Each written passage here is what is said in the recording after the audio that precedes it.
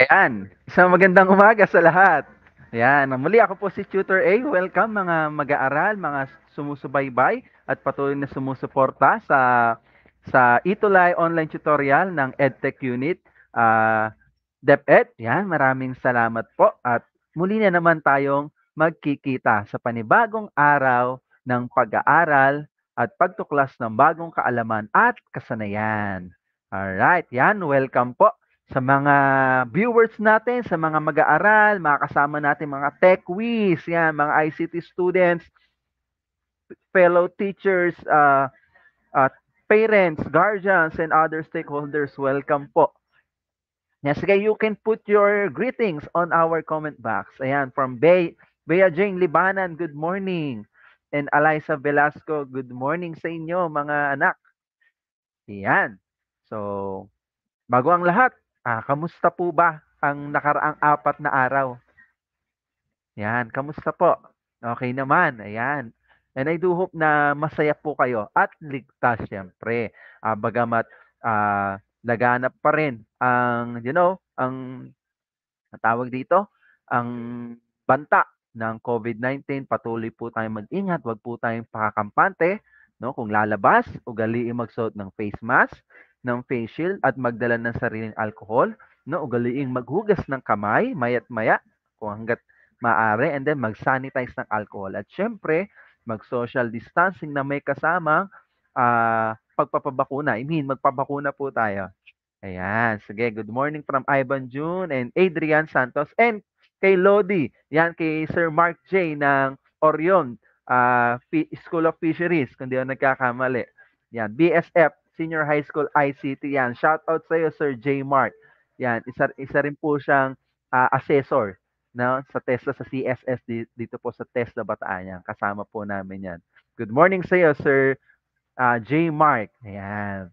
And of course, iba pa nating mga teachers dyan, no? Kung nahihiyang mag-comment, please comment down your name and your kung saan kayong division or school na nagmula, comment dyan nang ma-shoutout natin ang inyong mga pangalan. Ayan. Sige. Okay. So with that, muli, welcome po sa Itulay Online Tutorial. Okay, so let me proceed po. Yan, good morning, Princess. From Bataan School of Fisheries. Good morning. Sige, tutok lang kayo ha. Walang BBTO. Yan, mag-check ng attendance si Sir J. Mark. Ayan, sige. So, of course, ang subject po natin is Computer System Servicing for Grade 11. Yan. So, tayo pa rin ay nasa quarter 1. Subalit tayo ay nasa week 4 na, no? Fundamentals of Operating System. So, correction lang po sa live stream natin last week kasi ang nakalagay ata dun sa pinaka text post natin is Fundamentals Operating System, which is ang diniscuss ko po is Computer System specification and design. So medyo nagkaroon lang po ng gap doon. But I sit corrected. Yan, nakaupo po kasi ko kaya I sit corrected. Biro lang. So for today, we're going to discuss the fundamentals of operating system. Ayan, ano ba yung operating system na yan? Yan, good morning. Uh, Maylin Kapuli and Donalyn Liad. Good morning sa inyo. Sige. Later on, quiz tayo sa GC. Joke lang. Alright. So, by the way, muli ako po si Tutor A, ang sa ayot sa gusto ninyo. Ako ang makakasama nyo sa buong 40 minutos ng inyong buhay. Sana hindi masayang yan. Okay? Yan. So, kagaya na nabanggit ko, tayo ay nasa quarter 1 at week 4 na po tayo. So, ang pag-aaralan po natin ay nagmula sa curriculum guide ng CSS, which is yung Assembled Computer Hardware na may learning competency code na TLE underscore IAC SS 9-12 ICCS LA E-28. So, at the end of our tutorial, okay, you are expected to explain types of operating system and its function. Okay, yan. Good morning kay Rogin Venuman. Yo, shout out sa iyo from BSF, Senior High School ICT. Yan. Sige, welcome. Okay, so ano lang tayo rito? Para lang tayo nagkwekwentuhan. Yan. Sige, atin ang simulan ang pagtatangka sa paglinang ng panibagong kaalaman, operating system. Yan. Ano ba yung unang pumapasok sa ating isip pag naririnig natin itong salitang operating system? Sige nga, taas kamay. Asip na mo, makikita ko, no? Sir, ayan po yung sa ospital kapag kami, kapag may na-aksidente, diyan dadalhin. So, hindi iyon, no? Emergency room yon. At hindi rin ito yung operating room. Operating system, sige. Talakayin natin yung operating system na yan. Sige. Yan, so, operating system is a system software. Ayan yung clue natin, yung keyword. System software. Okay? Simplified as OS. Yan. Kaya minsan, sasabihin, uy, nag-blue screen na yun. Ayan, may pa-demo si sir. Meron kasi kung nire-refer na ano rito na tablet nito. Ayan, oh. Oh, nag-blue screen. Sir, blue screen. Ano na yan? May problema yung OS. Anong OS? Yung ano po yung operating system. Ayan, oh. So, ayan, sakto. Meron akong unit dito, HP. By the way, for your information, I am also a TESDA certified, of course, CSS NC2 holder and EPAS NC2 holder. That's why I am competent enough to handle mga ganitong klaseng reaper. Ayan. So, ang problema niyan, yun, nag-blue screen siya. So, usually, sasabihin natin ng ibang technician, uy, nag-blue screen. No? Ano na yan? Problema niya, operating system, corrupted yung OS. Yan, nag-restart na siya. Yan. Anyway, pinakita ko lang. Yan. So, yun. OS, no? Ito yung tinatawag natin pinaka-mother of all the software in your computer system. Yan, si operating system. Okay? From the word operate, syempre, siya nagtaga-operate. Okay, what else? What else do we have here? Okay, so an operating system is the most important software that runs on a computer. Of course, every software naman inside your system is important, but no, as we said earlier, it manages the computer's memory, processes, and all its software hardware. Ayan, good morning, Aaron Perez from Orani National High School, May. So, ICT tool. Good morning, Aaron. Yan. So, ang galing. Puti sakto, meron ng katabing nire-repair na ano rito. So, yan, nag-boot na siya, nag-restart. Yan.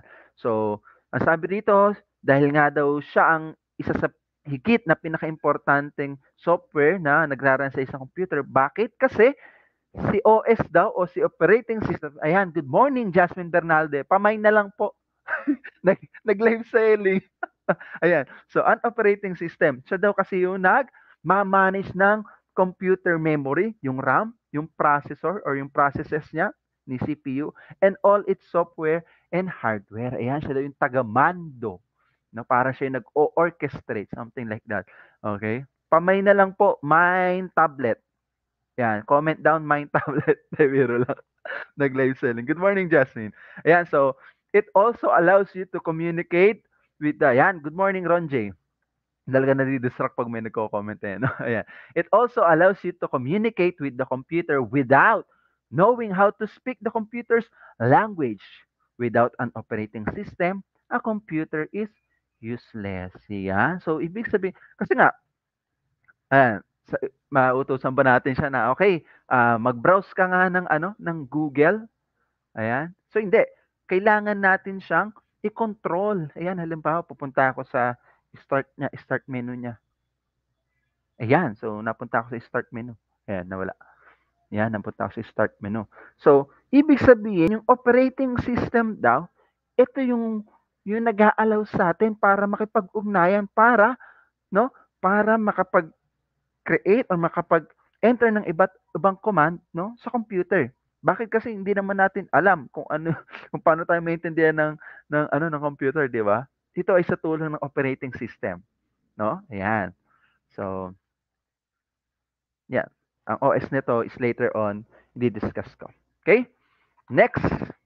So, malinaw tayo System software, most important software because it manages computer's memory, mga processes, and all its software and hardware, and allows us user to communicate with the computer, no?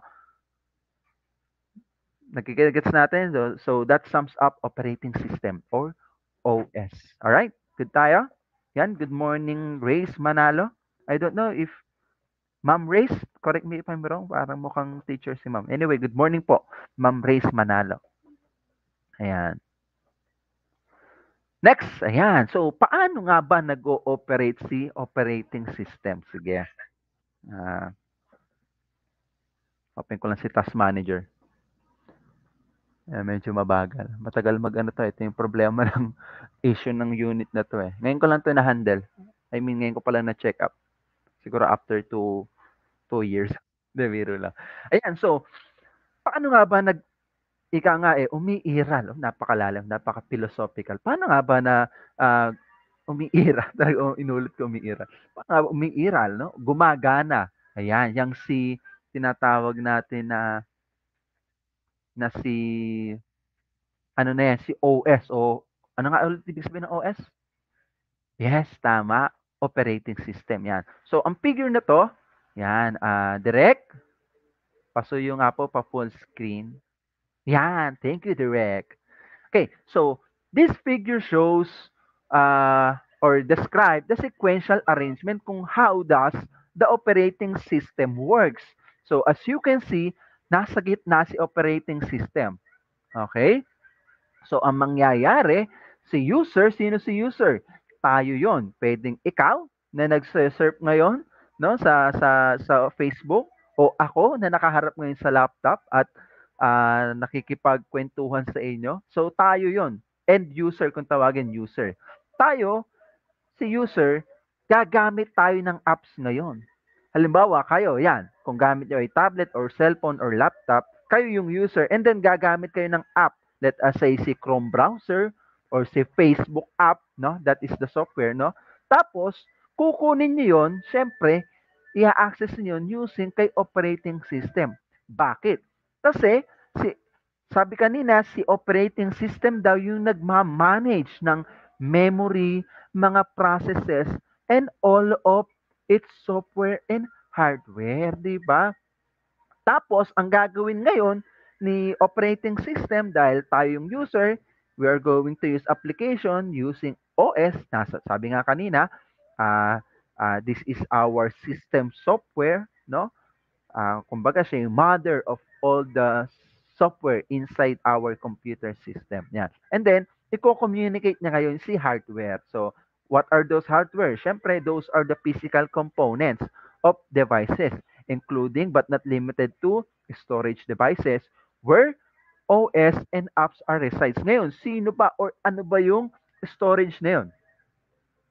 Yan, good morning po, Tutor Bell.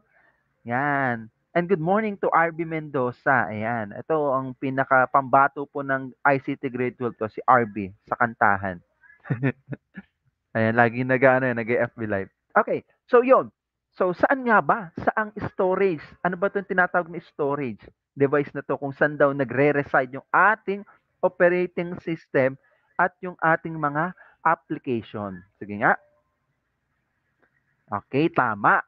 It's either yan si hard disk drive or si SSD yung ating solid state drive. So hardware yan ha. Halimbawa, ito yung papakita ko sa inyo. Direct, pwede ho bang pa-full screen saglit yung ano ko? Yung aking pagmumuka. Pwede ba direct? Yung aking fest. Yan! Okay, so halimbawa ito. Pakita ko sa inyo. So nasa task manager ako ng Windows platform. Ayan. So, nandito ako inopen ko yung task manager. Ayan. And then, dun sa performance tab, dyan natin makikita yung iba't ibang hardware components na minamanage ngayon ng ating operating system. Okay, so andyan si CPU. Yan, as you can see. Di ba? Nakikita natin. This is because of the health of our operating system. What else? Yung ating memory or yung ating RAM. Ayan, nakikita natin, no? Galing. And yung ating disk, yan, kung saan naka-store or naka-install yung ating operating system and also yung iba't ibang applications. Sige, pakita ko sa inyo.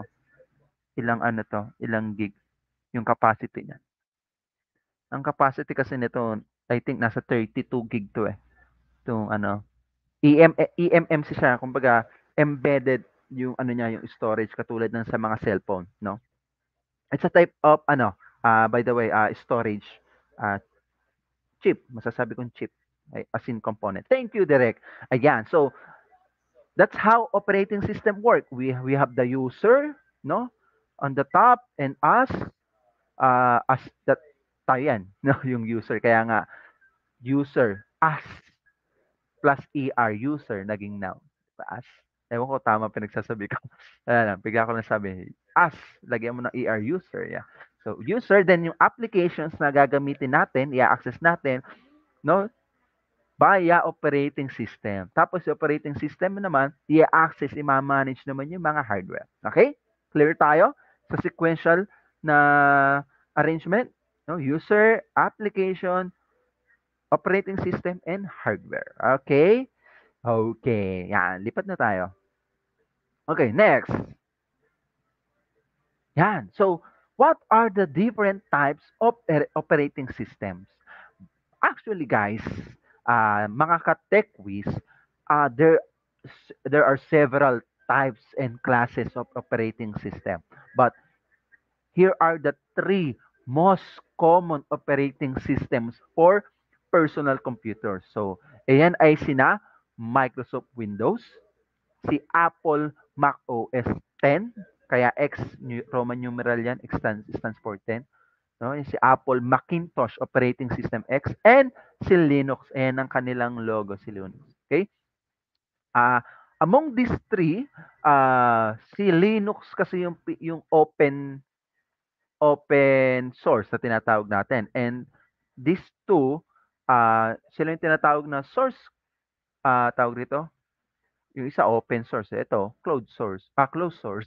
Hindi, totoo yan, closed source. Meaning to say, mayroon lang silang certain na code na ino-open sa ano, sa public, sa mga developers, especially yung mga nagde-develop ng ibang applications na para magkaroon ng running compatibility dito sa Windows OS and Windows Phone. Unlike si Linux, napaka-versatile kasi nitong si Linux. Kaya most of the IT professionals, now, when I say IT, ito yung mga nagwo-work sa mga company na mga nag-administer ng mga networks and data centers ng mga companies. Okay?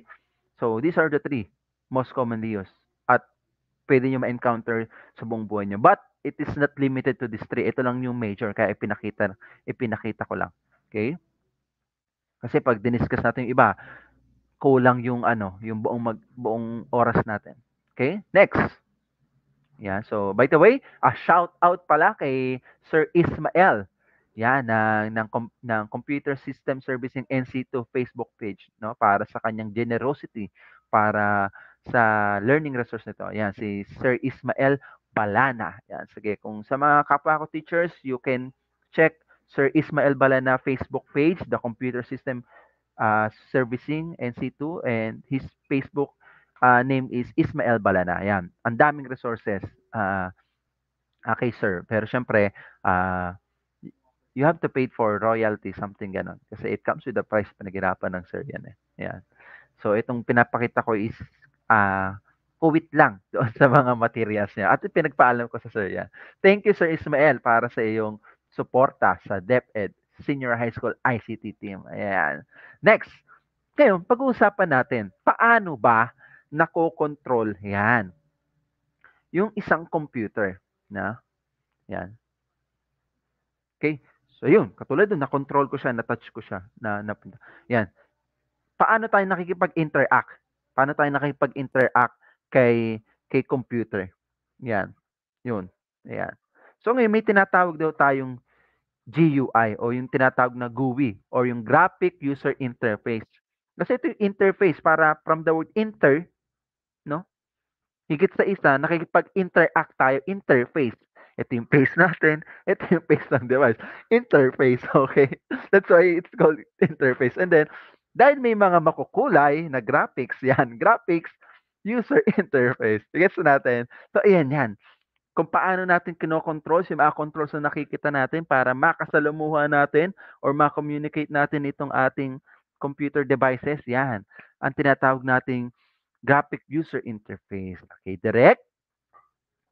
Yan, thank you, Direk. So, modern operating systems use a graphical user interface or GUI. Kung basahin natin yan, GUI or graphical user interface. Okay? Bakit, sir? Yung dati pang operating system, walang graphic user interface. Yes, lalo na yung mga MS-DOS o yung tinatawag nating disk operating system na yung mga code for you to be able na access yung, let us say, yung isang application, no? Makapag-open ka ng isang application, you have to memorize the certain code or command para ma-access mo yon. Kaya siya tinawag na MS-DOS or disk operating command or command DOS kung tawagin. Okay? Next, a GUI or GUI lets you use your mouse, ayan, yung mouse, nakikita niyo sa screen, to click on icons or buttons, ayan, and menus, no? Dito kasi ang gamit natin, nakaananta kasi tayo with touch screen, no? Meron na siyang digitizer, which is okay. So, it's the same concept pa rin, yung ginagamit natin using GUI, okay? And everything is clearly displayed on the screen using a combination of graphics and text, no? May graphics and then yung text, no? Kaya siya tinawag na graphical user interface. Alright? Clear tayo doon, yan. Welcome, happy viewing. Mr. Roberic Fajardo. No, I don't know if si Sir Roberic Fajardo is a teacher or student. Anyway, happy viewing. Now ay may matutunan kayo. Wag masayang yung pagtutok niyo. Okay? Clear tayo kay GUI or GUI? Yan. Ang ganda-ganda ng GUI. Yan. Ng Windows. No? Yung mga ganun. Or ni Android. Yan. Okay, direct. So, ito yung example ng GUI ni Windows 8. Ayan, ang picture na nakikita niyo sa kaliwa, si Sir Ismael Balana yan. Sorry, Sir. Yan. May kasama ng citation yan. May kasama pang, ah, pa-poster. Yan. Happy viewing, Maylin. Yan, sinashoutout niya ata si Nadine. Tama ba? Nadine ba yan? Anyway, going back. So, ayan, sa figure 1.3, andyan sa Windows 8.1, ay ng graphic user interface sa Windows. So, same with this, yung pinakita ko kanina. Sorry. Okay, then sa figure 4 naman, ayan yung interface naman ni Mac OS, yung nakikita nyo madalas, nasa gitna yung kanyang mga menu, mga applet. Okay? So, by the way, kay Windows 11, yung update ni Windows OS 11, parang ganito na rin, nasa gitna. Pero even kay yan, ginaya nga yung, di ko man sinabing ginaya, katulad. Yan, para safe tayo. Katulad na kay Mac OS 10. Okay. Sige, let's proceed.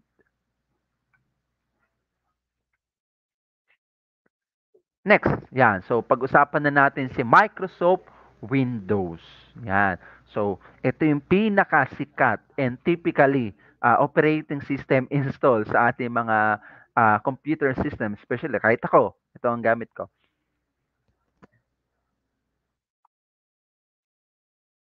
Excuse me, umubo lang ako. Yan. So, Microsoft created the Windows operating system in the middle of 1980s. So, over the years, there have been significant different versions of Windows, but the most recent ones are Windows 10, which are released in 2015, Windows 8, released 2012, Windows 7, 2009, and Windows Vista 2007. And also, yung sinabi ko nga kanina, si Windows 11, no, na nakapilot siya last, I don't know if July ba yun or July, I think August, July or August, nakalimutan ko kailan pinalad. Pero continuous pa rin yung mga upgrades, mga build and versions improvement na ginagawa ni Microsoft, no? So ayun ang latest nila si Microsoft Windows OS 11.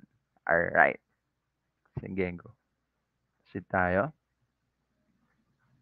So yun nga sabi, Windows comes preloaded on most new PCs which help to make it the most popular operating system in the world. Ayan. So next, so ito yung itsura, no? Ito yung in-screenshot ko lang to. Ito yung yung graphic user interface ng gamit kong laptop ngayon, which is from DepEd, no? So, ang Windows operating system niya na version is 10, and then ang variant niya is Windows 10 Pro Education version 2004. Hindi to year, huwag kayong malilitaw, yung version 2000 hindi yan year. Mayroong internal coding system and numbering si si Microsoft. By the way, Microsoft is the company who develop, no? Or I mean, that develops the Windows 10 or the Windows operating system. So, ang build ko ngayon, ito yung mga patch updates na tinatawag is 19041.1237. Okay? And also, direct pa ano lang pa full screen lang po yan. Thank you. Yan. And then, here are, ito naman, yung family tree. Ayan. Kung kala nyo tayo lang may family tree, syempre si Windows, meron din yung family tree. Ayan. So, yun nga, nagsimula sila using MS-DOS, no, then, nagsimula sa kay variant na noong 1985, si Windows 1.0, 2.0, then sa baba niya ni 2.x, ayan yung mga build version. Hanggang sa nagkaroon na ng 95, no? Yung magkaroon na ng CE dito sa year 90 between half quarter of 1997. CE is compact edition. Ito yung mga nasa maliliit na device. Ano yung compact edition? Halimbawa, kung kayo ay may mga sasakyan or yung tatay nyo, tito nyo may sasakyan or yung mga sinasakyan yung taxi, may taxi sa Bataan. Anyway, yung yung tinatawag ng head unit, di ba? Yung mga player, lalo na sa mga mga recent na cars. 'Di ba, mga touch screen 'yan eh. Mostly ng mga operating system kasi nung gumagamit ng mga mobile operating system. And dati, mga recent years, eto, gumagamit ng CE or compact edition ng Microsoft operating system, no, yung mga devices halimbawa, yung mga PDA or mga portable devices, no, na kung saan halimbawa yung mga nagre-record dati, nag-e-area para i-record yung mga meter ng kuryente, no? Gumagamit ng mga portable device wherein may naka-embed na ng mga tinatawag na compatible edition ng mga operating system, no? Hanggang nagkaroon ng pocket PC, mga mobile na, no? Yan. Okay? Then nagkaroon na ng mga server, no? Mga server operating system bukod kasi yung ginagamit sa mga workstation at personal computers na operating system. Si server kasi ito yung nagmamanage ng maraming resources to be able na delegate naman or magbigay, mag-distribute sa mga workstation. Okay? So, pag-uusapan natin yan or sa grade 12 nyo pagdating na sa server configuration. Yan. Okay? Hanggang sa year 2011, napunta na sila sa mga touch screen, mga smartphone na. Yan. Gumamit na ng mga mobile operating system, si Windows. Okay? Next. Yan. So, okay. So, that's some, si Microsoft Windows. Okay? So, this time naman, let's have a glimpse sa Apple Macintosh operating system timeline. Okay? So, as you can see, almost same ng debut year itong dalawang company ito. Sila kasi yung mostly nagdo-dominate ng pagdating sa software products itong dalawang. When it comes to operating system, though marami ngayong competition. But mostly ito si Microsoft and then si Apple. Kumbaga, nung pa man, no, kung paano nagsimula si Apple, si Windows or si Microsoft. Excuse me, sorry. Excuse me guys, no? Ganun din nagsimula si Apple. Okay? So, ayan, ang mga developments operating system ni Apple Macintosh. So, as you can see here, sa year 2000, early 2000, dito na lumabas yung mga tinatawag nating Mac OS 10 na variant, no, ng kanilang operating system. Yan, so Apple Mac OS 10, no? So Mac OS is a line of operating system created by Apple. It comes preloaded on all new Macintosh computers or Macs na tinatawag, yung mga MacBook, MacBook Air, iMac, no? All of the recent versions are known as OS X o OS 10. Sinasabi ko. And specific versions include are El Capitan, Yosemite, Mavericks, Mountain Lion, and Lion. Okay?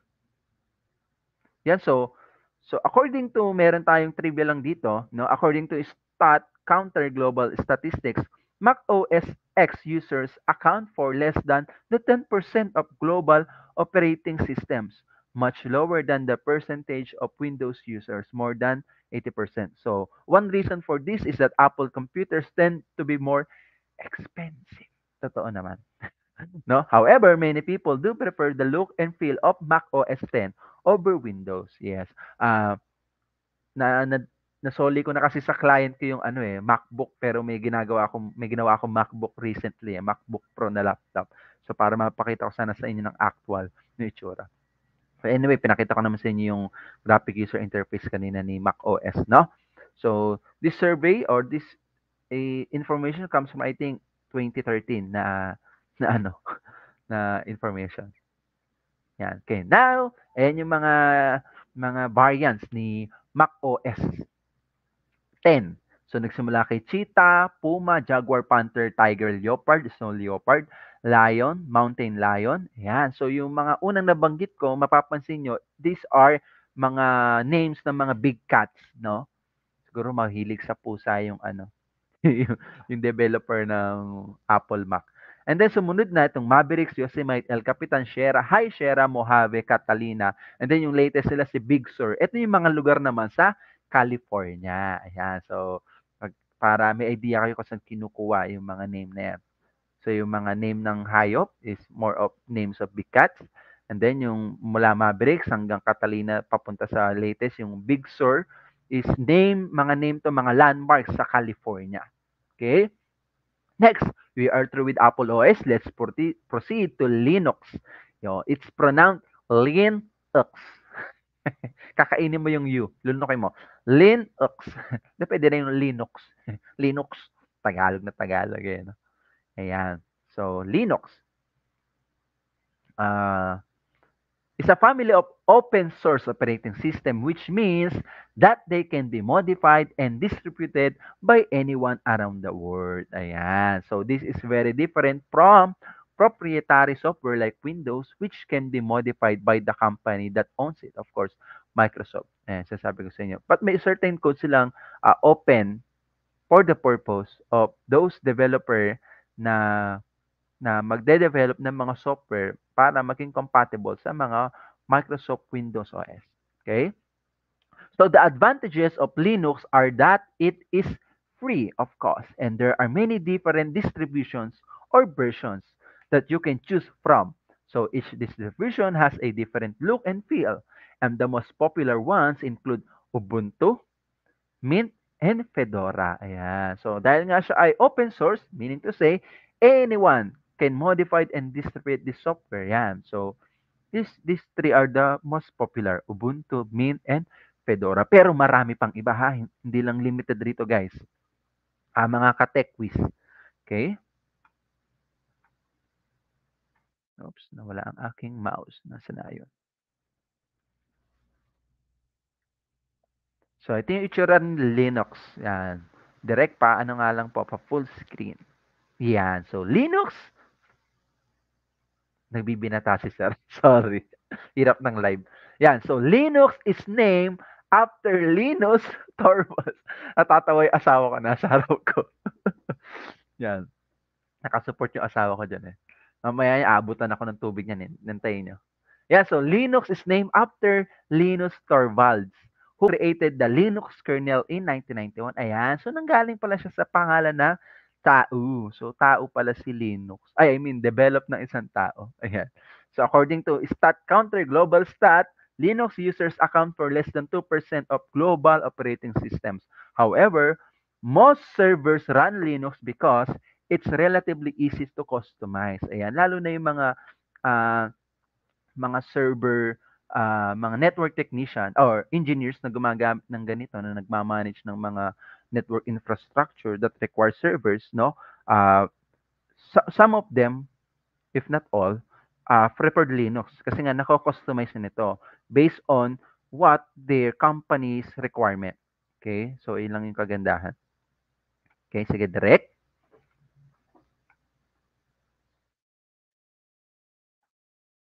Next.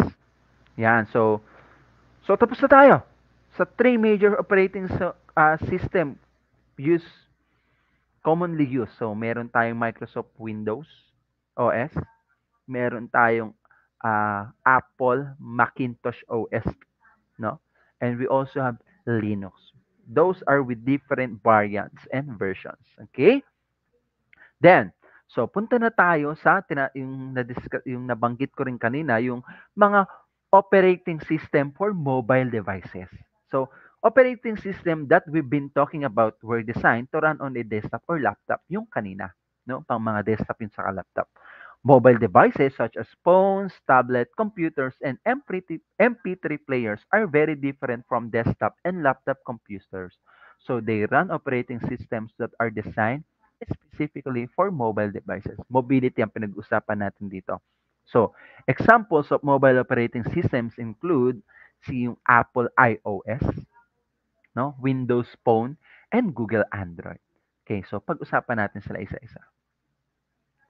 Okay, so good morning, Laika Subaran from, yan, estudyante ko pala to si Laika. Yan, good morning. So, Windows 10 Mobile. So, operating system developed, of course, by Microsoft, no? So, ito yung ginagamit sa mga phone ngayon. Ulit, andyan ulit ang picture, ang, ang ano, picture ni Sir Ismael, ang ating content uh, sponsor. Thank you, Sir Ismael. Walang hanggang pasasalamat sa iyong patuloy na suporta sa DepEd. Ito lang. Ayan. So, ayan. But mas probably, yung iba sa inyo, baka may ganitong klase ng phone, no? Gumagamit ng Windows 10 mobile ng mga na OS. Okay?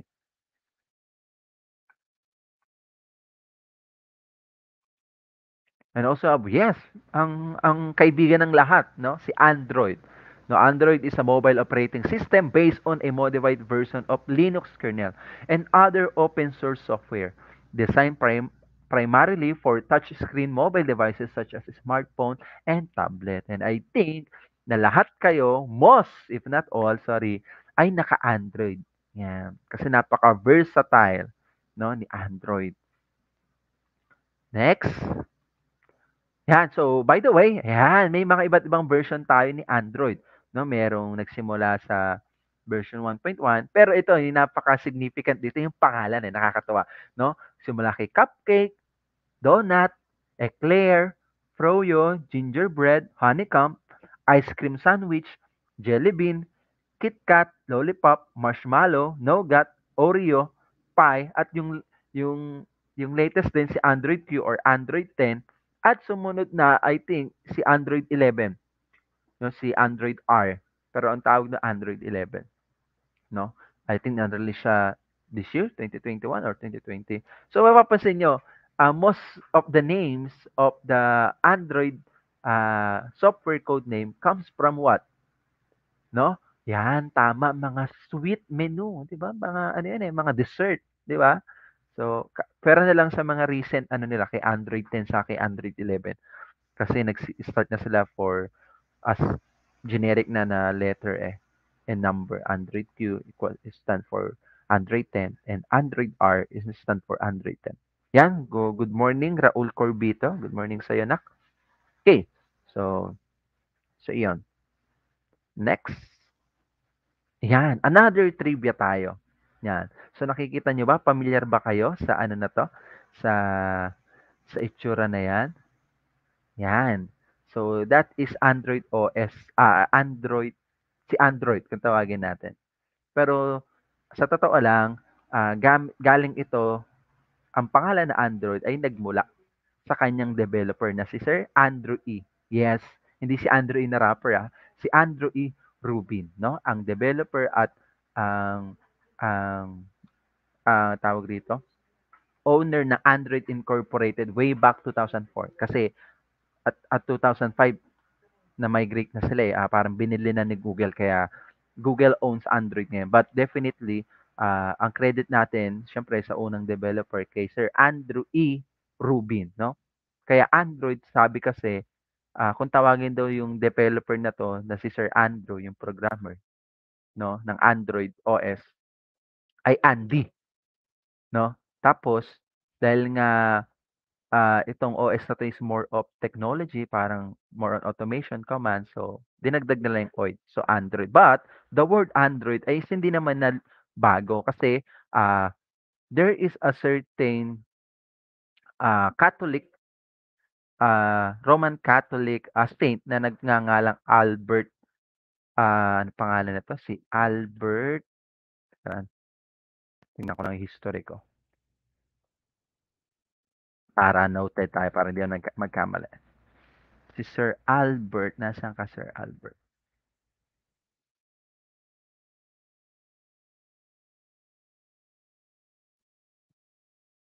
Isa siyang ano, saint eh. Parang kumbaga yung 'wag tayong malito na kasi yung Android na name eh hindi naman siya bago. Parang back to the early century, meron ng word na Android, no? Though hindi lang exactly ganito Android. So si Android daw is somehow nirelate sa Catholic saint na si Albertus Magnus, no? Isa itong pantas at pilosopo, teologo at isang scientifico, no, na more on chemistry and more on metals yung kanyang ano. So tinagurian siyang Android. Ang Android nun yung hindi ganitong spelling, may IE sa huli ng D, no. And also sa isang letter ng isang French writers lumabas na rin ang word na Android, which means a what?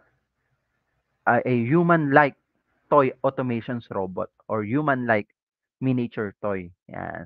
Okay, so mean kasi hindi na siya bago. So dati ng term ang word na Android. Okay? Okay, so that's uh, a brief trivia. Next, punta tayo sa iOS, no?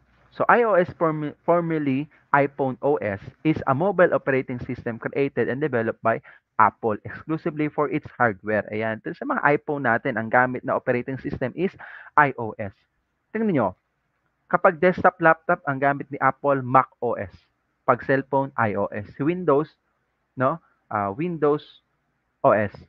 Pag cellphone, Windows Phone. 'Di ba? Windows OS, 'di ba? Ganyan ang competition sa company. Okay? Next. Yan, so mga versions ni iOS version history niya. So, ang dito sa listahan is 12, pero ang latest iOS version ngayon, pati iPadOS, though almost same naman din sila, no, from iPhone, is version 15 na, hindi ako nagkakamali Okay.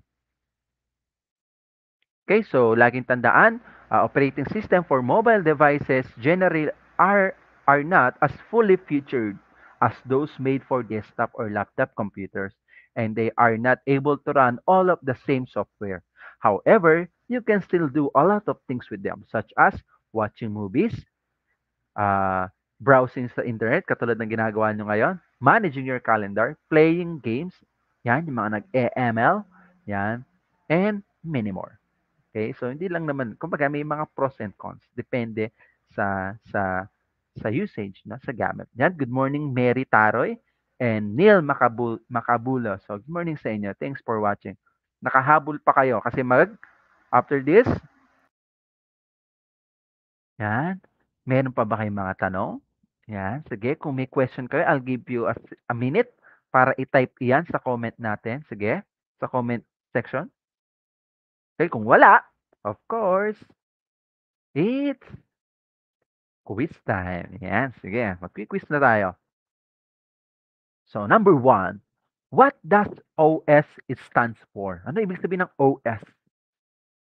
Na? Okay, sir. Ano ba ibig sabihin? Okay, sir. Ano ibig sabihin ng OS? Sige nga. So, OS means operating system. Okay. Next, number 2. What is the correct sequence of diagram describes the operation of operating system. Yan, tama si Bea J. Medyo may delay lang sa connection siguro. Ayan, so number 2 na tayo. What is the correct sequence of diagram describes the operation of operating system? Ayan, diniscuss natin kanina yan. Ano ba yung tamang sequencing? No, it's the letter A, hardware apps user OS. Letter B, OS user apps hardware. Or letter C, user apps OS hardware. Or letter D, OS user hardware apps. Sige. What is the correct sequence? Na? Ayan, tama si Bea Jane. It's letter C. 'Di ba si user, tayo ang user, gagamit tayo ng application, may iraran tayo. Tapos automatic si operating system, no, para kukunin 'yun sa hardware. Sino si hardware? Kung saan naka-install yung ating applications na kay storage device. It's either hard disk drive or solid state drive. Okay, so gano'n. Yan, very good. Marami nakakuha ng tamang sagot. Sunod, number 3. It lets you use your mouse to click on icons, buttons, and menus, and everything is clearly displayed on the screen using a combination of graphics and text. Yan. Letter A, apps. B, CLI. C, GUI, GUI. Yan. Or letter D, OS. Okay? Alright, tama. It's letter C, si Graphic User Interface or GUI kung tawagin natin. Ayan, ang rami nakakuha ng tamang sagot. Si Bea Jane. Yan, top 1 to sa klase pamiyado. Pati si Ellie, pati si Robic, si Laika. Yan. Si Raul. Yan. Okay. Siya si Raul. Sabi hindi si Raul. Sorry. Siya si Raul. Okay, next. Number 4. It manages the computer's memory, processes, and all of its software and hardware. A. Application software. B. Operating system. C. Software. D. Windows 7. And again, for number 4, it manages the computer's memory, processes, and all of its software and hardware. Sino siya? A. Application software. B. Operating system. C. Software. D. Windows 7. It's letter. Sino yung nagmamanage ng memory, processes, at yung software hardware? Okay. It's letter B. Yan. Very good, Bea Jane. It's operating system. Yan, pati si Robic. And Ellie at si Laika, ito, mga top 1 sa klase ito. Very good. And last, for number 5. Mac OS or Mac operating system is an example of mobile operating system. Is it true or false? Si Mac OS daw ay isang mobile operating system. Is it true or false? Okay. Is it A or B? Okay, tama. It's letter B. False siya, no? Bakit? Ano ba yung Mac OS? Siya ay for desktop and laptop at ang counterpart niya na mobile operating system is sino? Ano ang counterpart ni Mac OS na mobile OS, na mobile operating system? Na false siya. Ang sagot ay false. No, kasi ang mobile operating system na counterpart ni Mac OS ay ano? Si iOS, yung tinatawag na iPhone operating system. Okay. Yan. So, marami pa rin nakakuha ng tamang sagot. It's B false. Okay? Yan, very good. Si Nina Bautista or Nina Bautista. Thank you.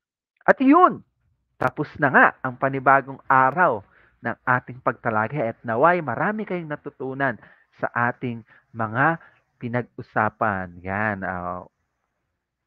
Happy viewing, Emmanuel Owel. Ayan. So, muli, kami ang Senior High School Information and Communications Team and Communications Technology Team.